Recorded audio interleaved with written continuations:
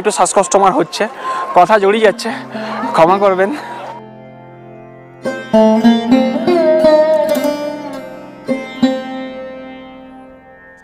কেদারনাথ যাত্রার অনেক চ্যালেঞ্জ ছিল, যার মধ্যে প্রধান চ্যালেঞ্জ ছিল ট্রেকিংয়ের সাথে আপনাকে মানিয়ে নেওয়ার ছিল এখানকার প্রকৃতিকে। কলকাতার কাঠফাটা 42 ডিগ্রি টেম্পারেচার থেকে আপনাকে মানাতে হবে -2 ডিগ্রি টেম্পারেচার, তার সাথে আবার বৃষ্টি। ভোর 4:30 থেকে আমরা যাত্রা শুরু করেছিলাম গৌরীকুণ্ড থেকে, আর বিকেল 5টা পর্যন্ত আমরা প্রকৃতির সমস্ত রূপ দেখি। তার মধ্যে সবচেয়ে যেটা ভয়াবহ ছিল তা হলো মাইনাস টেম্পারেচারে বৃষ্টি। বৃষ্টি মানে প্রবল বৃষ্টি, আর তার সাথে ছিল কুয়াশা। আপনি আপনার থেকে 2 ফুট দূরের জিনিস দেখতে পাবেন না, এতটা ভয়ানক ছিল। আমি জানি না এই ব্লগে কতবার বললাম, পাচ্ছি না, লিটারালি পাচ্ছি না। আর এই বেস ক্যাম্প থেকে যখন মন্দিরের দিকে যাচ্ছি, তখন জীবনে প্রথমবার আমার মনে হয়েছিল আর হয়তো বাঁচবো না, মারাই যাব, বাড়ি ফেরা আর হবে না। তার কারণ 12 ঘন্টা ট্রেকিং করে বডি যেভাবে শেষ হয়েছে, তার সাথে প্রবলেম হচ্ছিল অসম্ভব শ্বাসকষ্ট। আর তাকে আরও বেশি হেল্প করেছিল এখানকার মাইনাস টেম্পারেচার আর প্রবল বৃষ্টি।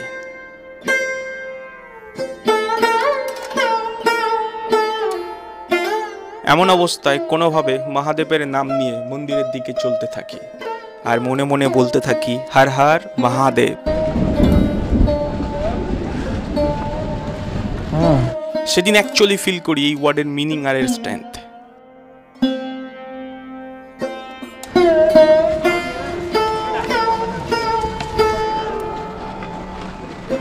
মন্দিরে চূড়া দেখতে পাচ্ছি। এ দৃশ্য ছিল জীবনের সবচেয়ে বড় প্রাপ্তির ছবি আমার। এই ক্লান্ত শরীরে এক অসম্ভব ঊর্জার সঞ্চার হয়। আরো জোরে মন্দিরের দিকে হাঁটতে থাকি।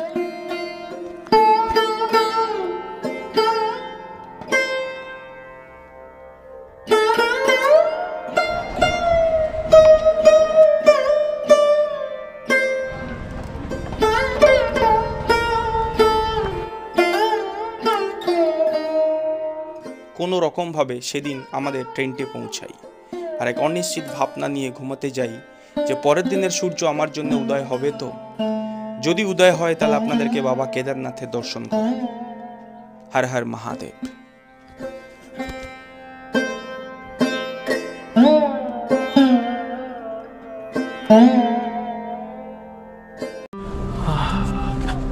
এটা আমাদের কটেজ ছিল।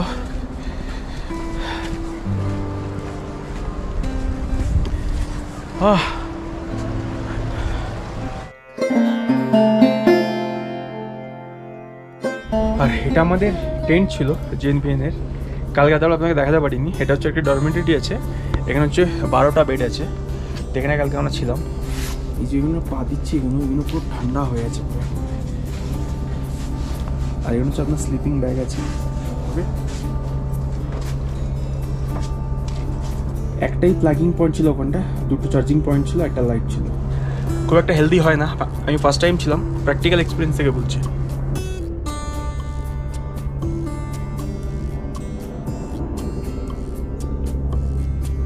আর এটা চার্জেস হচ্ছে 1000 টাকা পার নাইট, ইনক্লুডিং ডিনার আছে এটাতে। বাট আমি কোনো ডিনার করে দিই কিন্তু কালকের।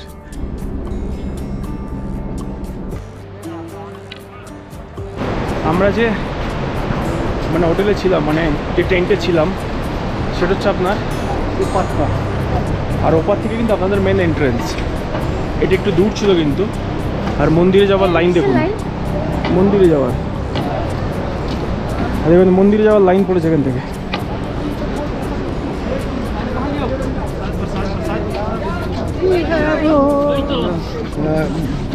মানে আপনি যদি মনে করছেন যে আপনি সকালবেলা আসবেন পুজো দিতে, তো সেক্ষেত্রে আপনাকে একটা বিশাল বড় লম্বা লাইন ফেস করতে হবে।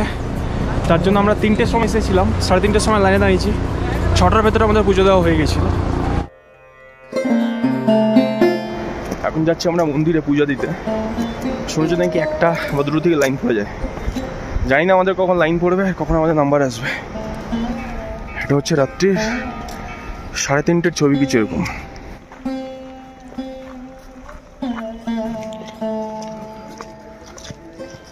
এখান থেকে আপনারা চাইলে পুজো দেওয়ার জন্য প্রসাদ নিয়ে নেবেন। ব্যাগ রাখারও জায়গা আছে।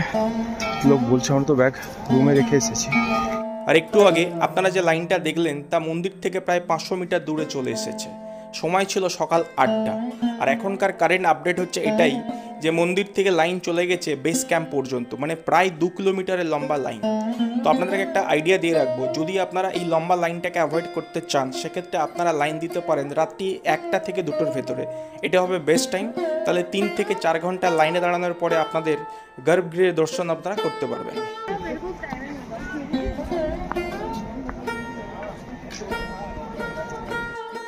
আর সেটা মাথায় রেখে আমরা চলে এসেছিলাম রাত্রি 3টের সময় মন্দিরের সামনে।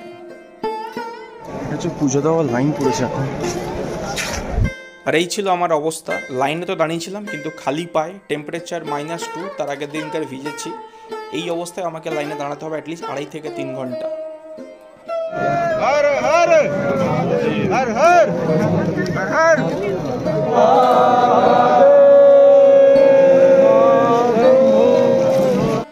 আর কি, মহাদেবের নাম নিয়ে দাঁড়িয়ে পড়লাম, কখনো এ পায়ের উপর ভর, কখনো ও পায়ের উপর ভর। এইভাবে কাটলো 2.5 থেকে 3 ঘন্টা।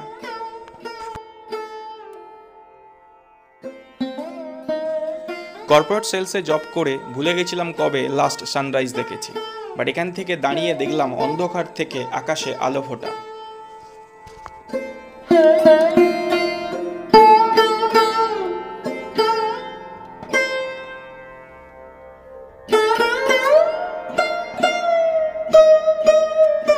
তার কিছুক্ষণ পরে ভোর 5টায় খুলে দেওয়া হলো মন্দিরের দরজা, আর লাইনে দাঁড়িয়ে থাকা মানুষগুলোর ভেতর থেকে বেরিয়ে এলো তার উত্তেজনা, আবেগ।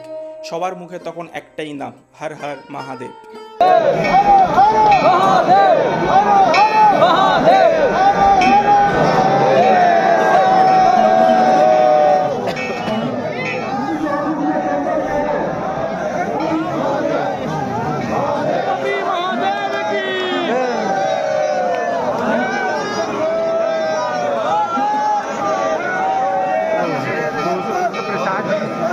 সাড়ে 3টে থেকে আমরা লাইন দিচ্ছি, এখানে 5টার সময় হচ্ছে মন্দির খুলেছে।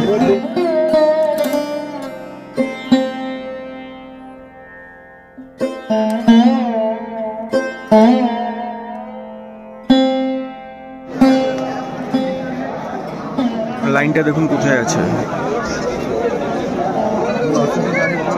আর আমি আছি এখানে।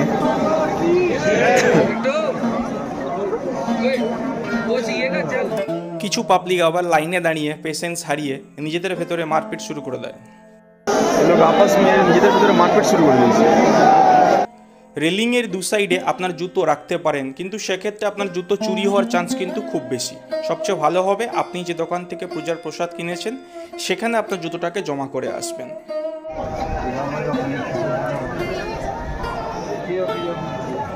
আর এখানে একজনকে দেখা গেল তার জুতো খুঁজতে, কিন্তু কোনো একজন আর পছন্দ হয় সে সেটিকে নিয়ে চলে গেছে। क्या हुआ, नहीं मिल रहे?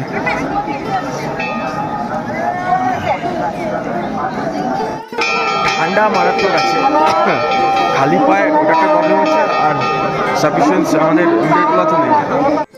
অবশেষে সমস্ত অপেক্ষার অবসান, আর কিছুক্ষণের ভেতরে আমরা প্রবেশ করব কেদারনাথ মন্দিরের গর্ভগৃহে।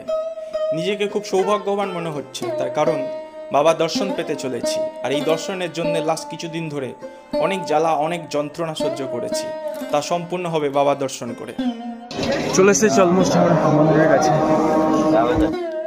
এর পরের দৃশ্য আর আপনাদেরকে দেখাতে পারবো না, বাকিটা আপনাদেরকে নিজে এসে দেখতে হবে।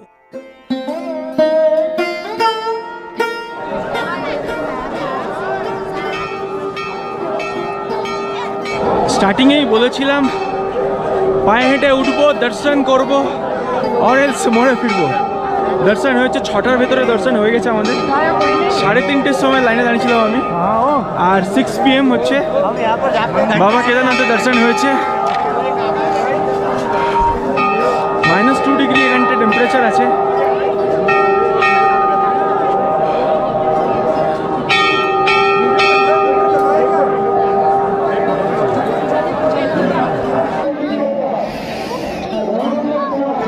খালি পায়ে -2 ডিগ্রি সেলসিয়াসে।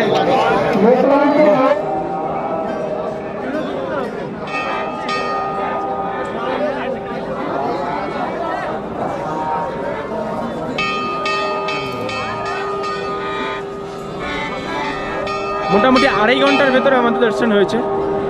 বাট এই টাইমটা হচ্ছে লাইনে যখন আপনি দাঁড়াবেন, ঠিক আছে, তো এখানে দু একটা টিপস আপনাকে দিয়ে রাখবো। যেখান থেকে আপনি প্রসাদ নেবেন, চাইলে সেখানে আপনার জুতোটা খুলে রেখে আসতে পারেন, ঠিক আছে। তো সেখানে আমার জুতোটা আপনার সেফ থাকবে। আর খালি পায়ে যদি দাঁড়ান সেক্ষেত্রে আপনার কিন্তু ভালো ঠান্ডা লাগবে। এই যে দেখতে পাচ্ছেন, তো এখানে আপনি জুতো রাখতে পারবেন, এটা করতে পারেন। বাট এখানে একটা রিস্ক থাকছে কি আপনার জুতোটা চুরি হতে পারে কিন্তু। আর ওই দোকানে রাখলে কিন্তু আপনার জুতোটা কিন্তু সেফ থাকবে। আমরা এখানটা 3:20-র মধ্যে চলে এসেছিলাম, আর এখন এখানে 6টা বাজে। এখানকার পরিবেশ কিছু অন্যরকম, ঠিক আছে। সূর্য উঠছে, পাহাড়ে বরফের চট্টানের ওপরে যখন সূর্যের কিরণ পড়ছে, যা ভিউ লাগছে, যা অ্যামেজিং লাগছে, আপনাকে বলে বোঝাতে পারবো না। এখন আমরা রুম থেকে চেক আউট করে বার হয়েছি। এই সারাউন্ডিংয়ে আরও কিছু জায়গা আছে, সেই জায়গাগুলো একটু দেখাবো আপনাদেরকে। ফোন আমাকে দিয়েছো তুমি? রাত্রি 3টের সময় যখন গিয়েছিলাম তখন তো আপনাদেরকে এই এন্ট্রান্সের মেন এন্ট্রান্সটা আপনারা দেখাতে পারিনি, তো এখন আপনাকে একবার দেখিয়ে দিই।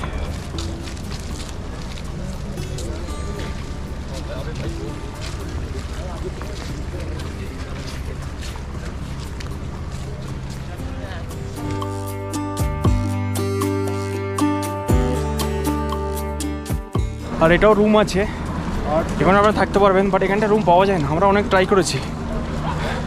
পিক টাইমে তো পাবেন না, অনেক আগে থেকে বুকিং করবেন।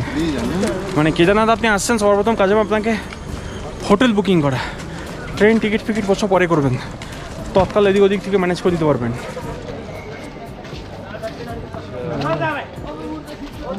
इधर भी आ गया। हाँ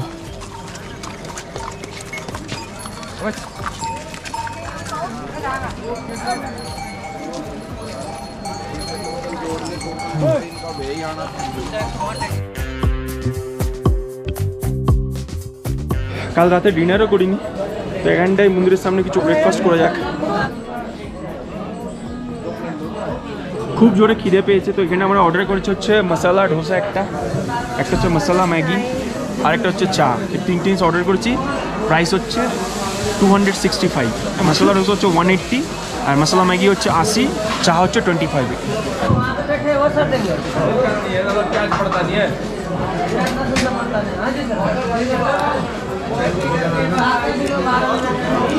मसाला सब अंदर आलू तो आए।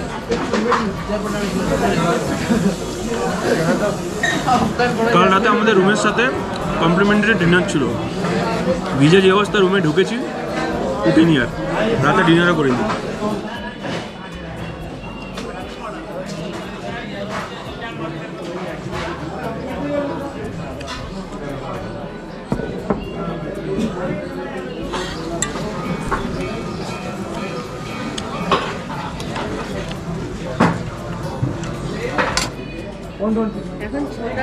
चलो ओके भैया, ठीक है भैया, थैंक यू।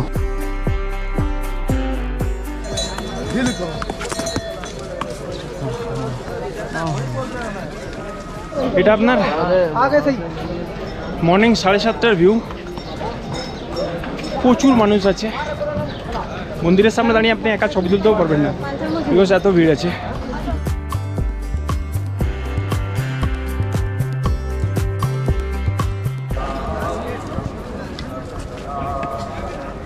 আমি যাচ্ছি না ব্যাগে রাখার জন্য।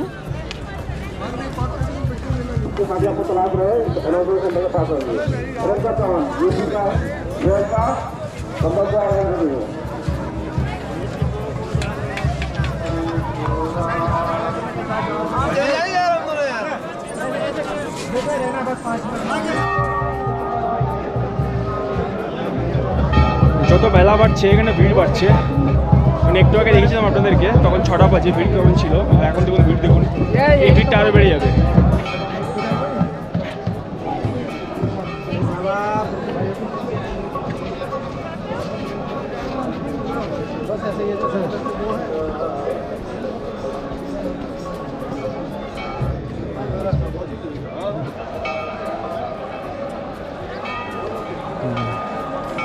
এখান থেকে দেখুন 8:30টার সময় ভিড়টা দেখুন, কত মানুষ এসেছে। আর এখান থেকে চতুর্দিকে দারুণ লাগছে দেখতে।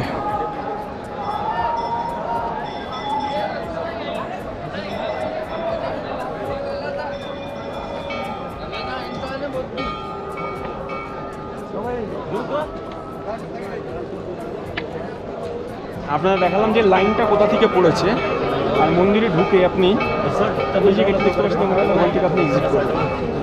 ভেতরে আমরা ঢুকেছি, ঠিক আছে, বেশিক্ষণ টাইম পাবেন না থাকার। ট্রেনে হাঁটলি ধরে রাখুন 1.5 থেকে 2 মিনিট মতো, তার মধ্যে আপনাকে দর্শন করতে হবে। এটা হচ্ছে ভীমশিলা। চলুন ওখানটা গিয়ে একটু কাছ থেকে দেখাচ্ছি আপনাদেরকে, একটু ওপরটা থেকে ঘুরে আসি, একটু ওপরটা দেখি। হ্যাঁ কষ্ট হচ্ছে বাট সুকুন আছে।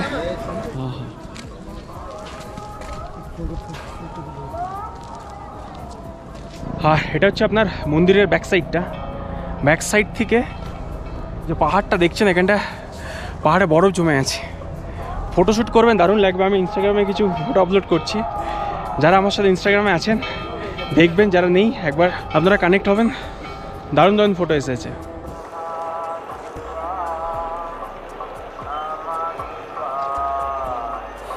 চলুন এবার আপনাদেরকে একটু ভীমশিলাটাকে দেখিয়ে দিই।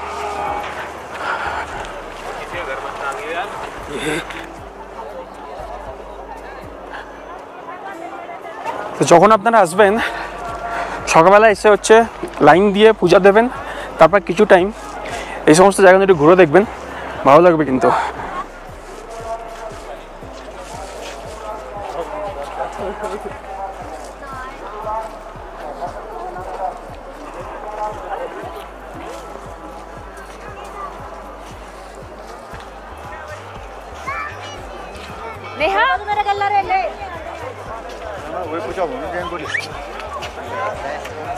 আর এখন আপনাদেরকে দেখাবো হচ্ছে এখানকার হচ্ছে ভীমশিলা।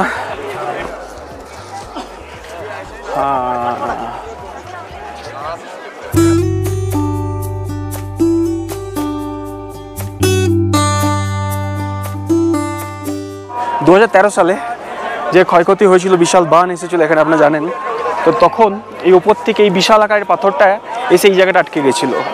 আর যখন জল আসছিল উপর থেকে এসে এখানে ধাক্কা লাগছিল, আর ধাক্কা লেগে দুভাগে দুদিক থেকে ভাগ হয়ে গেছিলো। আর তার ফলস্বরূপ হচ্ছে কেদারনাথের এই মন্দির অক্ষত থেকে যায়। বহু কিছু ক্ষয়ক্ষতি হয়, বহু কিছু মানে লিমিট নেই, এত ক্ষয়ক্ষতি হয়েছে, কিন্তু কেদারনাথ মন্দির কিন্তু অক্ষত থেকে গেছে।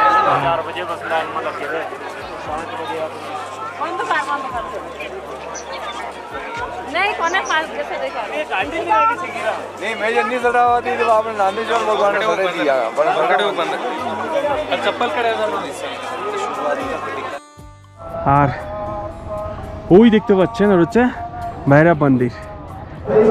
এই যেটা এখানে মন্দির দেখছেন, এই মন্দির থেকে আপনাকে এই রাস্তায় চলে যেতে হচ্ছে ভৈরব মন্দিরের দিকে।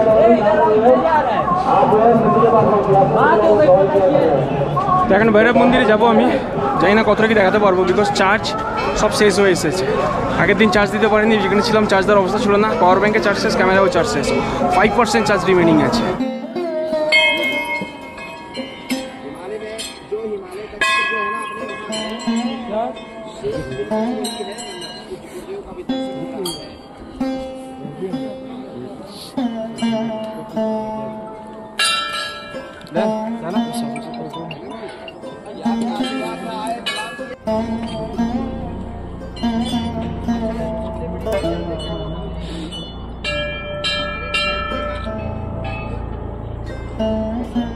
यहाँ से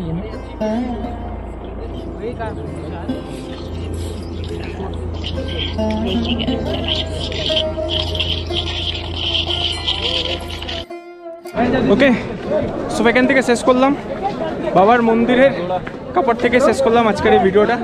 video like comment share definitely করবেন। ফেটে গেছে স্টিল, আমার এখন ব্রিদিং প্রবলেম হচ্ছে। তো এখন আমরা নামবো। Har Har Mahadev. Please like comment. ও তো এবার হচ্ছে নামার পালা, আবার সেই সেম রাস্তা দিয়ে আবার নামতে হবে। 9টা থেকে আমরা স্টার্ট করলাম পুরো একদম কেদারনাথ মন্দির থেকে। দেখা যাক কটায় গৌরীকুণ্ডে পৌঁছাই।